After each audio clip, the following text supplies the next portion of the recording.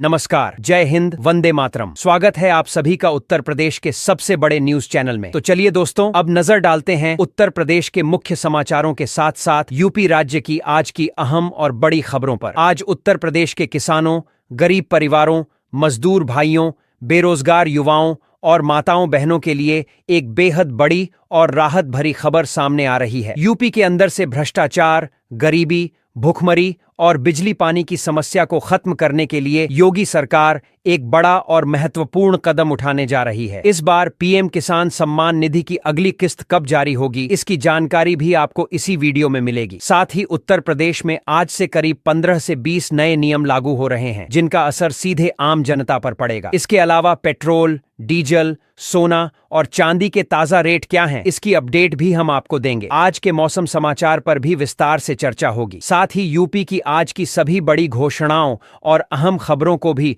विस्तार पूर्वक जानेंगे। अगर आप उत्तर प्रदेश के निवासी हैं तो हमारे इस चैनल को सब्सक्राइब जरूर कर लें, ताकि आपको यूपी की हर जरूरी और बड़ी खबर सबसे पहले मिल सके। सरकार की जिन योजनाओं का लाभ आप ले रहे हैं, उन योजनाओं को लेकर भी कई बड़े बदलाव किए गए हैं। यदि आपने इन नियमों को नहीं समझा तो आप कई योजनाओं से बाहर भी हो सकते हैं। इसलिए इन नए नियमों की जानकारी आपके लिए बेहद महत्वपूर्ण है। तो आखिर ये नियम क्या हैं? क्या ये आपके ऊपर लागू होंगे या नहीं? इसका पूरा सच जानने के लिए आपको यह वीडियो अंत तक देखना होगा। हर नियम और हर जानकारी आपको एक एक करके विस्तार से बताई जाएगी, इसलिए वीडियो में अंत तक जरूर बने रहिएगा, क्योंकि आपके फायदे से जुड़ी सभी अहम खबरें आपको यहीं विस्तृत रूप में मिलने वाली हैं। तो चलिए अब आपको यूपी की आज की महत्वपूर्ण और बड़ी खबरें फटाफट बता देते हैं। उत्तर प्रदेश में आयुष्मान भारत योजना से जुड़े सैकड़ों अस्पतालों पर बड़ी कार्रवाई की तलवार लटकती नजर आ रही है। राज्य में करीब 700 निजी और सरकारी अस्पताल ऐसे हैं जिन्होंने HIM 2.0 माइग्रेशन के तहत तय किए गए 35 अनिवार्य मानकों को निर्धारित समय सीमा में पूरा नहीं किया है। सांचीज की CEO अर्चना वर्मा ने बताया कि इन अस्पतालों को कई बार चेतावनी दी गई और वर्चुअल बैठकों के जरिए सुधार का मौका भी दिया गया, लेकिन इसके बावजूद स्थिति में सुधार नहीं हुआ। अब ऐसे अस्पतालों को योजना के प्रति गंभीर न मानते हुए आयुष्मान भारत से बाहर करने की प्रक्रिया शुरू की जा सकती है, जिससे लाखों मरीजों पर इसका सीधा असर पड़ने की आशंका है। उत्तर प्रदेश की आर्थिक स्थिति को लेकर योगी सरकार ने विधानसभा में पहली बार विस्तृत आर्थिक समीक्षा रिपोर्ट पेश की है।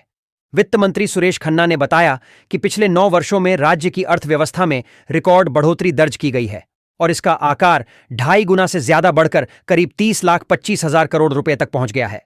वर्ष 2016 से 17 में प्रदेश की अर्थव्यवस्था का आकार काफी छोटा था, लेकिन अब प्रति व्यक्ति आय भी दोगुनी होकर लगभग 19,844 रुपए हो गई है।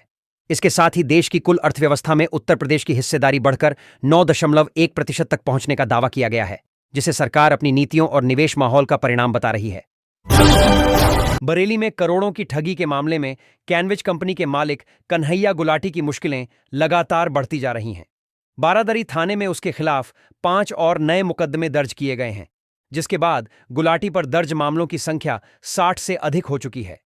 पुलिस के मुताबिक उस पर 800 करोड़ रुपए से ज्यादा की ठगी का आरोप है कि उसने निवेशकों को हर महीने 5% मुनाफे का झांसा देकर बड़ी रकम जमा करवाई और बाद में पैसा हड़प लिया। मामले की गंभीरता को देखते हुए पुलिस ने उसकी गिरफ्तारी और अवैध संपत्तियों की पहचान कर कुर्की की कार्रवाई के लिए एक विशेष जांच टीम का गठन किया है। मुरादाबाद में AIM-IEM के प्रदेश अध्यक्ष शौकत अली के बयान ने सियासी हलकों में नई बहस छेड़ दी है। एक जनसभा को संबोधित करते हुए उन्होंने हम दो हमारे 2 दर्जन का नारा देते हुए मुसलमानों से ज्यादा बच्चे पैदा करने की खुली अपील की। शौकत अली ने मंच से दावा किया कि उनके खुद के 8 बच्चे हैं, जबकि उनके बड़े भाई के 16 बच्चे हैं। उन्होंने तंज कसते हुए कहा कि जो लोग खुद शादी नहीं करते वही समाज को उपदेश दे रहे हैं और हिंदू भाइयों को 4 बच्चे पैदा करने की सलाह दे रहे हैं। इस बयान के बाद राजनीतिक बयानबाजी तेज हो गई है और उनके इस नारे को लेकर तीखी प्रतिक्रियाएं सामने आ रही हैं। प्रयागराज के कोरंब थाना क्षेत्र में रविवार रात एक दर्दनाक हादसे ने खुशियों को मातम में बदल दिया, जब बारात में शामिल युवकों की 2 कारें अनियंत्रित होकर बेलन नहर में जा गिरीं। इस हादसे में 19 वर्षीय अनीश सिंह और 30 वर्षीय प्रदीप कुशवाहा की पानी में डूबने से मौत हो गई। दोनों युवक अपने अपने माता पिता की इकलौती संतान थे और CRPF कैंप परिसर में रहते थे। घटना की सूचना मिलते ही पुलिस और SDRF की टीम मौके पर पहुंची और करीब 11 घंटे तक चले रेस्क्यू ऑपरेशन के बाद सोमवार सुबह दोनों शव नहर से बाहर निकाले गए। गनीमत रही कि कार में सवार 7 अन्य युवकों को स्थानीय ग्रामीणों ने समय रहते बचा लिया। लेकिन 2 परिवारों के इकलौते चिराग बुझ जाने से पूरे इलाके में शोक की लहर है। जलापूर्ति व्यवस्था को लेकर उत्तर प्रदेश सरकार अब सख्त मूड में नजर आ रही है। जल शक्ति मंत्री स्वतंत्र देव सिंह ने बुंदेलखंड और विंध्य क्षेत्र में जल जीवन मिशन की समीक्षा बैठक के दौरान काम में लापरवाही बरतने वाली कंपनियों को सीधी चेतावनी दी। उन्होंने साफ कहा कि अगर 30 दिनों के भीतर हर घर तक पानी पहुंचाने का लक्ष्य पूरा नहीं किया गया तो संबंधित कंपनी मालिकों के खिलाफ एफआईआर दर्ज कराकर जेल भेजने तक की कार्रवाई की जाएगी। मंत्री ने एलईडीटी और बीजीसी जैसी एजेंसियों की धीमी प्रगति पर नाराजगी जताई और परियोजनाओं की निगरानी को और मजबूत करने के लिए जल सारथी ऐप भी लॉन्च किया, जिससे काम की रियल टाइम मॉनिटरिंग हो सके। लखीमपुर खीरी जिले के सरसवा गांव से आए 2 अनाथ भाइयों की गुहार ने लखनऊ में जनता दर्शन के दौरान प्रशासन को तुरंत हरकत में ला दिया। शिवांशु और अजय कुमार ने मुख्यमंत्री योगी आदित्यनाथ को बताया कि वर्ष 2018 में एक दुर्घटना में माता पिता की मौत के बाद वे पूरी तरह बेसहारा हो गए थे। मामले को गंभीरता से लेते हुए प्रशासन ने बिना देरी किए अजय का कक्षा 7 और शिवांशु का कक्षा 9 में स्कूल में दाखिला करा दिया। इसके साथ ही दोनों भाइयों को आर्थिक सहायता, राशन किट और हर महीने 4,000 रुपये की स्पॉन्सरशिप राशि स्वीकृत की गई ताकि उनकी पढ़ाई और जीवनयापन में कोई बाधा न आए। सपा अध्यक्ष अखिलेश यादव ने संसद परिसर में सरकार पर तीखा हमला बोलते हुए कहा कि उत्तर प्रदेश में भ्रष्टाचार का बोझ इतना बढ़ गया है कि पानी की टंकियां तक उसे सहन नहीं कर पा रही और गिर रही हैं। उन्होंने राज्यपाल के अभिभाषण को सिर्फ झूठी तारीफों का आयोजन बताया और चीन से जुड़े विवाद को लेकर केंद्र सरकार को घेरा। अखिलेश यादव ने सवाल उठाया कि वर्ष 2014 के बाद देश का क्षेत्रफल कितना कम हुआ है और इसकी जिम्मेदारी कौन लेगा। इसके साथ ही उन्होंने अमेरिका के साथ होने वाले व्यापार समझौतों का जिक्र करते हुए झांसी स्थित चारा अनुसंधान संस्थान पर संकट मंडराने की आशंका भी जताई। धार्मिक और सामाजिक मुद्दों को लेकर शंकराचार्य स्वामी अभिमुक्तेश्वरानंद सरस्वती का बयान एक बार फिर चर्चा में आ गया है। गौ माता को राज्य माता का दर्जा दिलाने की मांग को लेकर दिए गए 40 दिवसीय अल्टीमेटम के 10वें दिन उन्होंने उत्तर प्रदेश में धर्म के नाम पर पाखंड बढ़ने का आरोप लगाया और मुख्यमंत्री योगी आदित्यनाथ की आलोचना की। उन्होंने दावा किया कि उन्नाव और अलीगढ़ में वधशालाओं को सब्सिडी और आर्थिक सहायता दी जा रही है, जो उनकी नज़र में गलत है। वहीं उन्होंने गुजरात में एक बूछड़खाने के बजट को रद्द कराने के कदम की सराहना करते हुए गृह मंत्री अमित शाह को सच्चा हिंदू बताया। उनके इस बयान के बाद राजनीतिक और धार्मिक हलकों में नई बहस शुरू हो गई है। मध्य प्रदेश के छिंदवाड़ा से 2 फरवरी को शुरू हुई सनातन हिंदू एकता यात्रा सोमवार को उत्तर प्रदेश के सुल्तानपुर पहुंची, जहां इसका भव्य स्वागत किया गया। इस यात्रा का सबसे बड़ा आकर्षण एक विशाल स्टील का त्रिशूल है, जिसकी ऊंचाई करीब 60 फीट, चौड़ाई 11 फीट और वजन लगभग 800 किलोग्राम बताया जा रहा है। यात्रा के आयोजकों के अनुसार इस महात्रिशूल को 10 फरवरी को अयोध्या स्थित विघ्नेश्वरनाथ महादेव धाम में स्थापित किया जाएगा। यात्रा का नेतृत्व कर रहे अमित योगी ने सनातन समाज की एकता पर जोर देते हुए कहा कि हर सनातनी परिवार को आत्मरक्षा और संस्कार दोनों के प्रति सजग रहना चाहिए, ताकि परंपरा और सुरक्षा साथ साथ बनी रहे।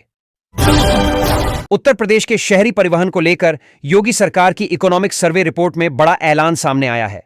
रिपोर्ट के मुताबिक वर्ष 2026 तक प्रदेश के 4 प्रमुख शहरों गोरखपुर, वाराणसी, मेरठ और प्रयागराज में मेट्रो सेवाएं शुरू करने की तैयारी है। खास तौर पर गोरखपुर में लाइट रेल ट्रांजिट सिस्टम विकसित किया जाएगा, जिस पर करीब 4,600 करोड़ रुपए खर्च होने का अनुमान है। इस परियोजना के तहत 28 किलोमीटर लंबे कॉरिडोर पर कुल 27 स्टेशन प्रस्तावित किए गए हैं, जिनमें 2 एलिवेटेड लाइनों का भी निर्माण होगा। सरकार का दावा है कि इससे न सिर्फ यातायात व्यवस्था सुधरेगी, बल्कि इन शहरों के आर्थिक विकास को भी नई रफ्तार मिलेगी। तेलंगाना के निजामाबाद में एआईएमआईएम नेता अकबरुद्दीन ओवैसी ने उत्तर प्रदेश की राजनीति में उतरने का बड़ा ऐलान कर दिया है। एक सार्वजनिक सभा में उन्होंने सीधे मुख्यमंत्री योगी आदित्यनाथ को चुनौती देते हुए कहा कि वह उत्तर प्रदेश विधानसभा चुनाव लड़ेंगे। हैदराबाद की चंद्रायणगट्टा सीट से लगातार 6 बार विधायक रह चुके ओवैसी ने कार्यकर्ताओं से यूपी में पार्टी को मजबूत करने और संगठन का विस्तार करने की अपील की। उन्होंने साफ किया कि उनका लक्ष्य वर्ष 2027 का विधानसभा चुनाव है और इसी को ध्यान में रखकर अभी से रणनीति तैयार की जा रही है, ताकि पार्टी उत्तर प्रदेश में अपनी मौजूदगी दर्ज करा सके।